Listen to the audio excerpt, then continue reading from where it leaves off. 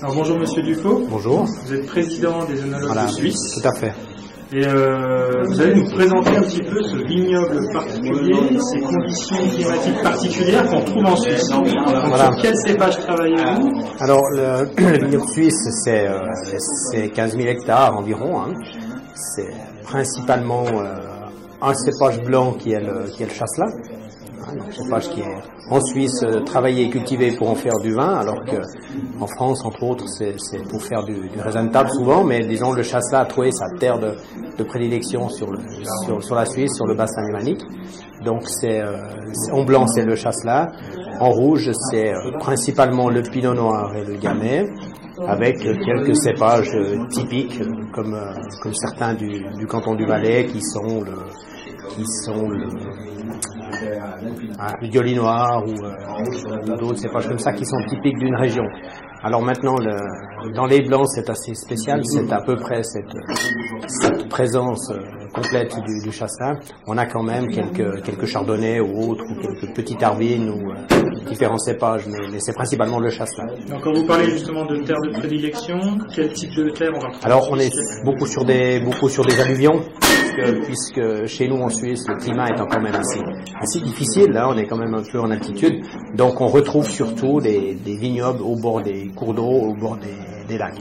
Donc ça veut dire sol alluvionnaire, c'est clair, sol assez caillouteux, malgré tout assez léger, assez calcaire, pas vraiment des très grandes teneurs en argile, quand même des sols assez profonds, ils sont légers mais assez profonds, donc des sols aussi qui se réchauffent relativement vite.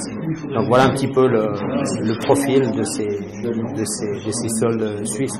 Un peu de choses principalement alluvionnaires, assez léger, assez graveleux, assez caillouteux, une granulométrie quand même assez grosse, et puis un peu d'argile, mais pas beaucoup. Donc c'est pour ça qu'un cépage comme le chasselas par exemple, qui est relativement neutre, exprime très bien le sol sur lequel il pousse. Hein. On n'aura pas le même résultat avec un sauvignon par exemple, en tout cas pas chez nous. Et le pinot noir c'est la même chose. Hein. Le pinot noir c'est un cépage très fin, très élégant, qui exprime parfaitement bien le terroir sur lequel il pousse. Voilà, en Suisse c'est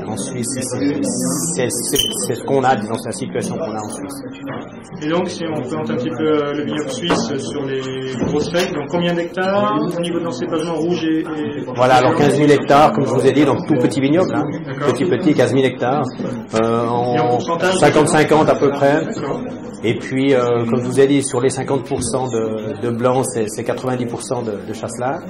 Hein, omniprésence à peu de choses près. Et puis, voilà, fondant. Et puis dans les rouges, alors sur les rouges, ça sera à peu près 50, qu'est-ce qu'on va dire, 40-40 pinot et gamay, et puis 20% avec quelques cépages un petit peu plus particuliers, cépages suisses surtout.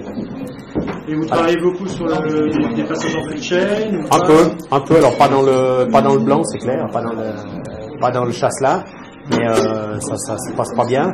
Mais sur les rouges, oui, on fait de plus en plus d'élevage sous bois, d'élevage en fût, surtout sur du travail léger. Hein, on va surtout pas trop aller marquer nos cépages assez léger quand même, hein, donc mais le flux, la barrique prend de plus en plus d'ampleur. Hein. Ici, voilà, justement, si on parle de l'évolution de la viticulture en Suisse, quelles sont les grosses dates qui ont marqué l'histoire? Alors les dates qui ont marqué l'histoire, je pense que très anciennement, comme pour tout le monde, c'est l'arrivée du phylloxéra, c'est le greffage sur pied américain. Hein, bien que nous ayons encore dans certaines vallées reculées en Suisse des plants directs, c'est-à-dire qui n'ont pas été atteints par le phylloxéra, donc pas greffés sur pied américain. La suite maintenant, il y a eu une époque quand même de haute conjoncture où la Suisse a produit avant de faire de la qualité, si on veut. Je crois un petit peu comme partout. Hein. Et puis maintenant, alors c'est clair, l'ouverture des frontières fait que il y a une forte concurrence quand même étrangère. Et au niveau de l'export, justement, ça représente très peu d'export parce que la Suisse produit à peine 40% de ce qu'elle consomme. Donc on n'arrive largement pas à suffire au marché intérieur. Donc mais c'était une habitude, hein, l'importation, mais c'est devenu de plus en plus fort. Donc maintenant, le marché est un petit peu plus difficile, mais c'est très bon pour nous les œnologues, parce que ça veut dire qu'on a des faibles rendements, on a des vignes qui sont de plus en plus âgées, on travaille alors en plus on travaille sur les méthodes écologiques, culture biologique, biodynamie, voilà. Donc je pense qu'on est qualitativement, on est vraiment maintenant dans le bon sens, on monte. Voilà, si on veut un petit peu les passages importants, mais le vignoble suisse n'a pas subi de grandes révolutions. C'est un vignoble qui est à l'image de la Suisse politique, c'est-à-dire plein de petits cantons. Donc chaque appellation, chaque vignoble travaille un petit peu chacun pour soi. Donc c'est une particularité qu'on retrouve aussi dans d'autres vignobles européens, pas seulement chez nous. Donc au niveau des grosses sous-régions qu'on trouve en Suisse et leurs particularités, si on peut en résumer en quelques lignes. Alors la plus grande région, bien entendu, du vignoble suisse, c'est la Suisse romande, puisque c'est celle qui est je dirais, la plus au sud et qui permet de cultiver la vigne dans de bonnes conditions. Et donc ça c'est la plus grande partie, la Suisse romande, autour du lac Léman, lac de Genève et puis la vallée du Valais. Après, on a un côté Italie, on a le Tessin, qui est un petit vignoble, mais qui lui part sur le côté italien.